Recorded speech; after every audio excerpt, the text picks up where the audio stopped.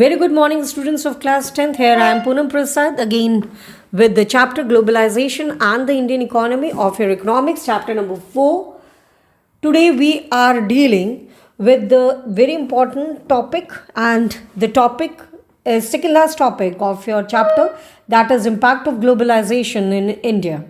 Students, we have learned about the globalization, the meaning of globalization and its various aspects, right, in our earlier classes or in our earlier lecture. So today's topic is impact of globalization in India, basically divided into various aspects like on consumers, on producers, on workers. Fine. So we talk on the first one, and that is on consumer. Student, very important question arises in front of you, that explain the impact of globalization on the life of the people, especially of Indian perspective if we are talking about Indian economy. As a consumer, globalization and competition, the rising competition among the producers, ultimately producers of both, that is of foreign and domestic, they made advantages to the consumers, especially of the urban people or of the urban segment. As a consumer, as a grahak, if I am thinking about as a consumer, मेरे लिए ये globalisation important क्यों रहा? Globalisation मेरे लिए इसलिए important रहा क्योंकि because of the greater choice I am able to get by things in improved quality and at a lower prices. Market में numerous ample of products are there, which makes a great choice for the consumers who is now avail the improved quality and lower prices. Earlier, or you can say in earlier times, हम कह सकते हैं, या जब globalisation की starting थी या globalisation में टेक्नोलॉजी एडवांसमेंट इतना नहीं था, तो we are having very less number of products with us. लेकिन ग्लोबलाइजेशन की वजह से, एमएनसीज के आने की वजह से या प्रोड्यूसर्स के बीच में कॉम्पिटिशन्स बढ़ने की वजह से अल्टीमेटली जो कंज्यूमर है, they are able to access varieties of goods in the market. Living standard is now increased in high.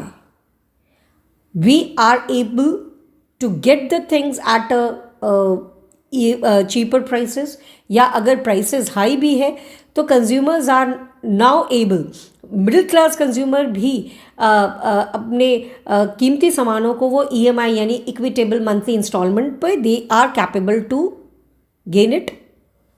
Accessibility of popular foreign brands, जहाँ हमारे पास अगर हम फुटवेयर्स की बात करें तो earlier we are having Lakhani with us, Bata with us. Now we are having Adidas, ample of Nike we are having, Woodlands we are having, then different sorts of footwears, or you can say different varieties of footwears are available for us.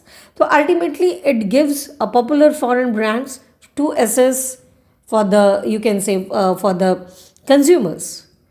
Now the consumers are able to get improved quality of the products at a very lower prices. The consumers, they are now avail e-marketing type of services too. E-type of marketing means हम घर बैठे बैठे we are talking about big bazaars, we are talking about Amazons, we are talking about Flipkarts and all.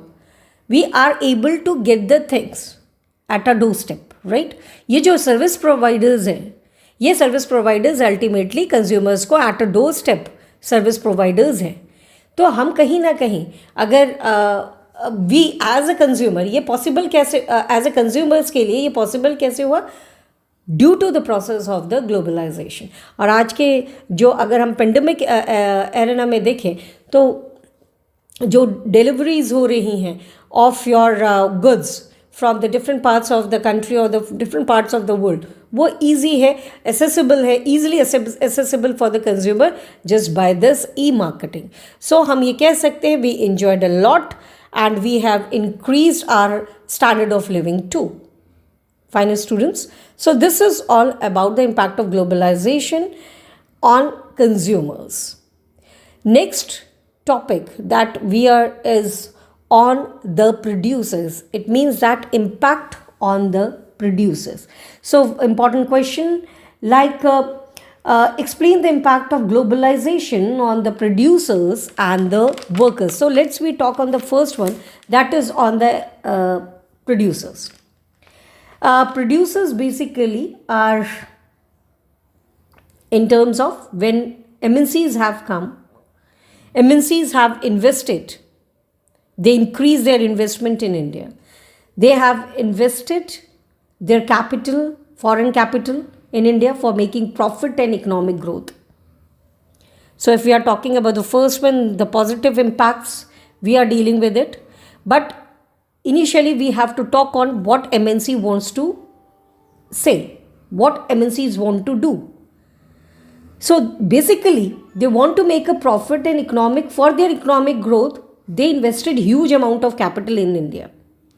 क्योंकि उनको पता है India is a hub, और ये सिर्फ MNCs को पता है that India is having a hub, India is a hub, और इंडिया एक ऐसा एरिया है जहाँ से, ऐसा मार्केटिंग एरिया है, ऐसा मार्केटिंग हब है जहाँ से जो MNCs को they can take out their profit. They have been interested in profit making industries.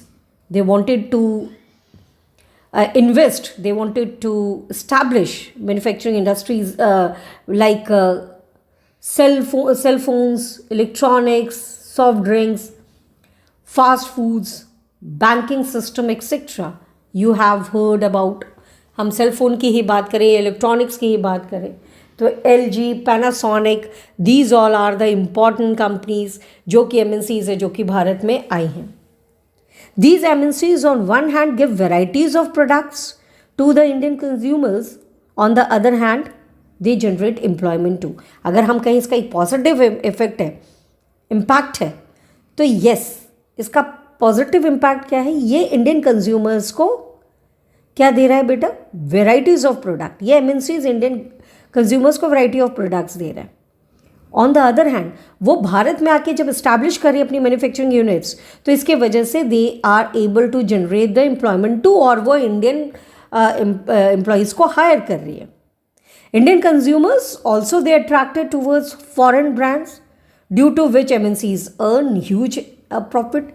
For example, अगर मैं कहूँ एज अ कंज्यूमर, हमारे सामने दिस इज़, मैं एक सपोज की बात कर रही हूँ बेटा, दिस इज़ नॉट कह सकते ये एक एग्जाम्पल के तौर पे कि सपोज मैं मार्केट में गई और मुझे सर्च करना कोई इलेक्ट्रॉनिक आइटम, मेरे सामने LG और गोदरेज सामने रखा हुआ है. गोदरेज इंडियन कंपनी है जो कि रिनोन्ड इंडियन कंपनी है, and the another one is LG. It may be कि मेरी फर्स्ट चॉइस क्या हो, वो LG हो. ये लेटर ऑन की मैं बात कर रही हूँ कि हो सकता है कि माइंड मेकअप हो देर, या पेइंग कैपेसिटी के कारण मैं गोदरेज को लूँ, लेकिन कहीं ना कहीं मेरा जो फर्स्ट प्रेफरेंस होगा वो क्या होगा, LG. तो कंज्यूमर्स जो है they are attracted towards the foreign brands, and due to which MNCs earn huge profit. For local companies, children, local companies के लिए फ़ायदेमंद क्यों है MNCs का आना? वो फ़ायदेमंद इसलिए है क्योंकि लोकल कंपनीज कहीं ना कहीं रॉ मटेरियल प्रोवाइड करती हैं to the big ones, to big industries, और जिसके वजह से वो लोकल कंपनीज भी प्रॉस्परस होती हैं. सो इफ हम पॉजिटिव, अगर हम एक कंक्लूडिंग पॉइंट लें, तो इसका बहुत पॉजिटिव इम्पैक्ट है कि MNCs have increase their investment in India, due to which, एक तो सबसे इंपॉर्टेंट मैंने प्रॉफिट जनरेशन पहले ही बोला है. Market जो it has been established for imported goods, new jobs have been created, local industries also benefited by supplying the raw materials, as I have already explained it. Top Indian companies have been able to benefit from increased competitions. So we have to discuss on this particular point. हमने बात की एक positive impact की, चाहे वो small producers हो या local producers हो, स्मॉल स्केल इंडस्ट्री से जुड़ा हुआ प्रोड्यूसर है, उनके लिए तो रॉ मटेरियल सप्लाई करके दे कैन प्रॉस्परस या उनके साथ मिलके. बट टॉप कंपनीज के लिए इसका इम्पैक्ट क्या रहेगा? जो टॉप कंपनीज हैं, एक ग्रेड कंपनीज हैं, top Indian companies, they have also benefited from the increase of competitions. उनको क्या मिलेगा? These companies have invested in newer technology. क्योंकि अगर हम इंडिया की बिग शॉट कंपनीज की बात करें, टाटा और टाटा, बिरला, रिलायंस, इन सब के पास money capital is not an issue. वो हेवी इन्वेस्टमेंट करके new technologies they can able to gain. New technologies, when they can able to gain new technologies, they utilize that technologies into the production, and after adopting the new production methods they can generate their profit beta. Is that clear? तो ये सबसे important issue है किसके लिए? In front of top Indian companies के सामने. Some big companies, they can also collaborated with foreign companies like Ford car with Mahindra and Mahindra. Fine. So ultimately इसमें फ़ायदा किसको? दोनों कंपनीज़ को, क्योंकि दोनों बिग शॉट कंपनीज़ हैं. इंडिया के लिए महिंद्रा, और इंडिया की कई ब्रांचेस अदर कंट्रीज़ में भी सेटअप है. और फोर्ड तो फोर्ड हम कह सकते हैं American leading car manufacturing industry. Some big Indian companies also, they can emerge as multinational themselves. इन्हीं competitions, technologies advancement and huge capital investment के कारण ये जो कंपनीज हैं, they can operate their business world wide. Example Reliance, Tata, Infosys, Ranbaxy. Ranbaxy is in medicine, Asian Paints, आपको बताने की ज़रूरत नहीं है. टॉप लीडर्स हैं, these are the top leaders companies of India.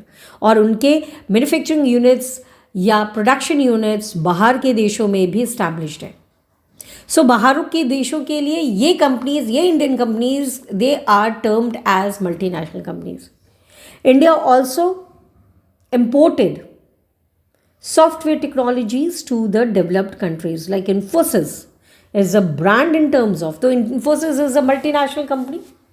HLL, Hindustan Lever Limited, Indian tobacco company, that is ITC, these आपकी जो classmate है, एक बार आप वो चेकआउट करिएगा, वो ITC की कंपनी है, तो वो ब्रांडेड है. तो कहने का मतलब अल्टीमेटली हम ये कह सकते हैं that these companies are term to be the big shot. और उनको कहीं ना कहीं ये कॉम्पिटिशन्स के वजह से, ये ग्लोबलाइजेशन प्रोसेस के वजह से दे कैन अपग्रेड देमसेल्व्स. उन्होंने किया भी है and gradually they are upgrading themselves. Thus, globalization also created new opportunities for the companies providing services, particularly in IT, particularly in banking, insurance, etc. So, producers, और खासकर कौन से producers? The big producers के लिए ये positive है globalization process बेटा. Is that clear? Next, we are dealing with the topic impact of globalization on producer, basically the negative impact small manufacturers have to face crisis. But अगर हम एक तरफ इसके पॉजिटिव की बात कर रहे हैं, तो every coin has two faces. So we are talking on the impact on small producers. Small producers के पास अल्टीमेटली क्या है? ग्रेट चैलेंजेस, बहुत बड़ी चुनौतियां हैं उनके सामने. One question in front of them, either to compete with MNC or perished themselves. या तो वो उन बड़ी बिग कंपनीज के साथ वो कॉम्पीट करें, है ना, या फिर वो अपने आप को ख़त्म कर लिया, तो उनके साथ चले चुनौती है या तो उनसे लड़े या फिर अपने आप को ख़त्म कर ले। लड़े means in terms of to get be compete in the competition, क्योंकि this competition is known as cut throat competition बेटा। Small, but the question, but the answer is that a small manufacturer like who are the manufacturers of batteries, capacitors, plastics, toys, tires, dairy products have been badly hit due to this competitive world, due to this competition, due to this globalization process बेटा। बड़ी companies आ रही है अपनी high technology और heavy investment के साथ, उनके सामने जो स्मॉल इंडस्ट्रीज हैं या स्मॉल प्रोड्यूसर्स जो हैं वो they are not able to stand out. तो अल्टीमेटली उनके सामने दो है, या तो ख़त्म हो जाए या फिर उनके साथ मिल के आगे बढ़े। Several units have shut down, unable to compete with MNCs in terms of capital, technology, marketing, and etc. Many workers who employed in small industries become jobless. These are the negative aspects of, you can say, impacts of globalization on small producers बेटा। आपको जानकर हैरानी होगी कि 20 million workers are engaged in small industries and it stood next to agriculture. But due to coming up of various MNCs or big companies, foreign companies, several units have shut down and many workers become jobless. ये है examples. There is a one cotton mill in Jatia cotton mill in Calcutta, वो shut down हुआ है और उसके reasons में सबसे important reason यही था कि they can not able to compete with the big producers जो प्रोड्यूस कर रहे थे कॉटन जो प्रोड्यूस कर रहे थे cotton.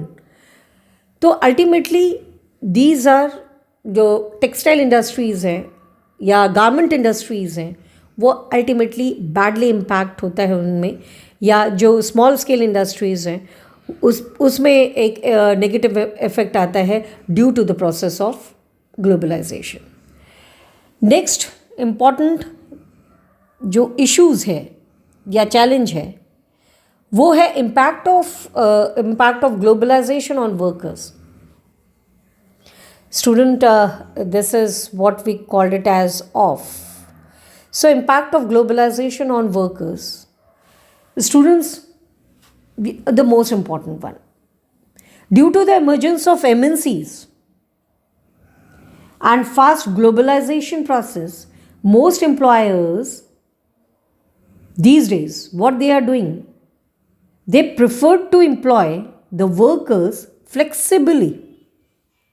It means that the workers' jobs are not secure. It means that workers have been facing lack of job security. The companies hire the workers on the seasonal basis and causing the temporary employment for the workers. Large MNCs are searching for cheap laborers. यह हम लोगों ने पहले भी पढ़ा है that large MNCs are searching for cheap laborers and raw material availability for maximizing the profit. वो उन्हीं एरियाज़ में सेटअप करती है जिन एरियाज़ में उनको चीप लेबर मिल सके और चीप रॉ मटेरियल। बेटा अगर समटाइम्स जो लोकल कंपनीज़ हैं वो रॉ मटेरियल प्रोवाइड करेंगी तो रॉ मटेरियल में वो कोई भी issues it means to reduce the cost of raw material ये नहीं होगा, तो वहाँ पे कॉस्ट कटिंग नहीं होगी रॉ मटेरियल में। So to gain the profit MNCs cut labour cost and for this now the factory owners what they are doing, they are employing the workers but not on the permanent basis, but on the temporary basis. So they not have to pay for the whole year to the workers. Therefore, I am saying that sometimes the companies hire the workers on seasonal basis. और ये show क्या करता है? Job insecurity among the workers. Workers hours भी है वो काफ़ी लंबे होते हैं. लेस वेजेस है, no job security and safety security given, no safety security given to the workers. Workers are forced. Workers are children forced to work overtime in the peak seasons to make both ends meet. एक तो बड़ी companies, एक तो जो local companies है they are taking the orders, है ना. वो बिग कंपनीज उनको ऑर्डर्स दे रही हैं. उनको ऑर्डर्स फुलफिल करने के लिए जो लोकल कंपनीज है they are hiring the workers. अब if they are hiring up the workers तो वो ओवर टाइम कराएंगे. ओवर टाइम में उनका पहले जो तय वेतन होता है उस वेतन या वेजेस को वो अल्टीमेटली हो सकता है वो कम भी दे, हो सकता है वो ज़्यादा दे. तो it depends on the wish of the owners. But ultimately हम ये कह सकते हैं lots of exploitation occur in the workers. क्यों? क्योंकि workers are denied their share of benefits in globalization process. बेटा ये बहुत इंपॉर्टेंट एस्पेक्ट है. जो वर्कर्स हैं ग्लोबलाइजेशन प्रोसेस की वजह से जो प्रॉफिट मिल रहा है, जो बेनिफिट मिल रहा है, वो वर्कर्स को नहीं मिल पाता. Most workers today are employed in unorganised sector, but the working conditions are unsatisfactory. अगर हम कहें वर्किंग कंडीशंस क्या है, लोगों को एम्प्लॉयमेंट तो मिल रहा है but working conditions are unsatisfactory. बहुत सारे ऐसे ऑर्गेनाइज सेक्टर्स हैं जो कि they are follow up the rules and laws provided by the government. बहुत अच्छी कंपनीज बड़ी, लेकिन बेटा वहाँ पे भी जॉब सिक्योरिटीज़ नहीं है. हाँ, गवर्नमेंट ऑर्गेनाइजेशंस में जॉब सिक्योरिटीज़ हम कह सकते हैं, बट अनऑर्गेनाइज्ड और ऑर्गेनाइज सेक्टर्स, आज और ऑर्गेनाइज सेक्टर्स भी खुद वो जो वर्कर्स हैं उनको रख तो रहा है but not permanent but as temporary. Is that clear? So हम कह सकते हैं कि globalisation process, or you can say the process of globalization has put both the positive as well as the negative impact on Indian economy. The last topic is of today's lecture is the special economic zones, what we called it as SEZs, or it is also known as industrial friendly zones. Students, what are the steps taken by the government of a country to attract foreign investment? ये हम समझ गए होंगे अभी तक कि विदेशी व्यापार कितना ज़रूरी है, इंटरनेशनल ट्रेड कितना ज़रूरी है किसी भी कंट्री के इकोनॉमी के लिए. दूसरा, how we can attract the MNCs और how we can attract the foreign companies to invest. Foreign companies, big companies आएंगी, they can come up with the capital and technology जिसका फ़ायदा इंडियंस को होगा, है. लेकिन उनको इंडिया को एज अ मार्केट के तौर पर प्रेजेंट करना पड़ेगा इंडियन गवर्नमेंट को. कोई भी कंपनी भारत में उस वक्त तक नहीं आएगी जब उनको लगेगा कि हाँ भारत का इंफ्रास्ट्रक्चर या फेवरेबल कंडीशंस प्रोवाइडेड हैं या नहीं है. तो ultimately Indian government are taking special steps to attract the foreign companies to invest in India. For example, making special economic zones. Special economic zones are also called as industrial friendly zones. बेटा, in this, world class facilities are provided basically in zones में. 24 hours of electricity, water supplies are there, transportation systems, availability of good transportation system, storage, educational, recreational, banking system, insurance systems, etc. are availed by these zones. So if we are talking about the features में सबसे important feature यही होगा कि infrastructure wise this area is very, very sound. Companies who setup production units in SEZ, वो companies जो अपना production unit SEZ में रखती हैं या इस्टेब्लिश करती हैं, उनको इनिशियली 5 सालों तक 5 years तक उनको कोई भी स्टूडेंट्स इनिशियली 5 years तक उनको कोई भी टैक्सेस नहीं पे करना होगा. इनिशियली 5 years तक उनको कोई भी टैक्सेस पे नहीं करना होगा. इज दैट क्लियर बेटा? सो अल्टीमेटली ये भी एक सबसे बड़ा है कि इनिशियली 5 years ये कंपनीज को टैक्सेस पे नहीं करना है. Now companies are hiring the workers flexibly, यानी परमानेंटली नहीं है, टेम्पररी है, which gives intense pressure on workers to do work. Company now reduces cost of labor to get more profits. Yes. Still, इतना होने के बाद जो लेबर पॉलिसीज़ है, जो लेबर लॉ है, वो भी काफ़ी फ्लेक्सिबल है. ताकि वो फ्लेक्सिबल क्यों है? क्योंकि अगर वर्कर्स लेबर लॉज या laws benefited for the labours अगर होगा तो अल्टीमेटली इसका सीधा नेगेटिव असर किसके ऊपर पड़ेगा? नेगेटिव इम्पैक्ट किसके ऊपर पड़ेगा बेटा? ओनर्स के ऊपर, बिग कंपनीज के. तो वो चाहते हैं कि जो भी लेबर लॉ बनाया जाए वो लचीला हो, क्योंकि लेबर लॉ में अल्टीमेटली सबसे बड़ी बात जो लेबर्स के बेनिफिट के लिए होगी वो यही होगा कि वेजेस हाइक या सैलरी हाइक तो होगी ही होगी, इंसेंटिव्स होगा ही होगा. Job security is the prime और you can say priority for the workers, कि कुछ और मिले ना मिले लेकिन जॉब में सिक्योरिटी होना बहुत ज़रूरी है ना. Job should be permanent. लेकिन क्या भारत में ऑर्गेनाइज्ड अनऑर्गेनाइज्ड सेक्टर में जॉब्स परमानेंट है? नहीं बेटा. बहुत बड़े बड़े टाटा, रिलायंस जैसे कंपनीज में भी jobs are not secure. So ultimately और गवर्नमेंट भी जो है वो फ्लेक्सिबल, उन्होंने लेबर लॉज काफ़ी फ्लेक्सिबल बनाए हैं. स्टिल इतना सब कुछ देने के बाद भी still the foreign companies are not satisfied and they are demanding more and more flexibility in labor's law. So ultimately we are saying that globalization process has both the positive as well as the negative impact on Indian economy. By this children we have completed the second chapter, the second last topic, or in the next lecture I am going to give you a very brief, एक छोटा सा हमारा topic बच रहा है, and the steps towards the struggle for fair globalization. Fine. So till then students, God bless you. Watch the video and explain, write down the notes that I will provide you on this particular lecture. Fine students, till then, goodbye.